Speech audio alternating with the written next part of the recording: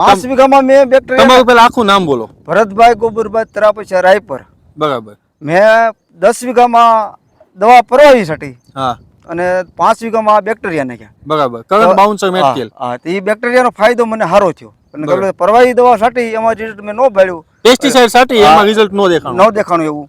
ત્યાર પછી હું પાછો જઈને બેક્ટેરિયા પાછા 15 કિલો લઈ આવ્યો. બરાબર. એ 15 કિલો છાંટ્યો એના 7-8 દિવસ થયા. એમાં જે પેલાના છોડવા હુકાણા હતા એ હુકાણા, નવીન છોડવો એક હુકાણો નથી. એનું રિઝલ્ટ આપણે સારું લાગ્યું. બરાબર.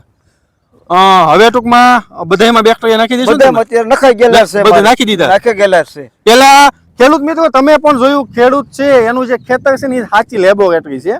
લેબોરેટરીમાં જ્યાં સુધી રિઝલ્ટ ન મળે ને ત્યાં સિવાય બધું જ ખોટું છે.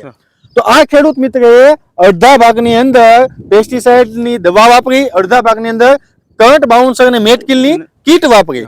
તો કીટ વાપરી એમાં એને રિઝલ્ટ ખૂબ સરસ મળ્યું અને પેલામાં રિઝલ્ટ ન મળ્યું. બરાબર ને? ત્યાર પછી એમાં બેક્ટેરિયા પછી બધામાં એને બેક્ટેરિયા નાખી દીધા. તો ખૂબ ખૂબ ધન્યવાદ. ધન્યવાદ.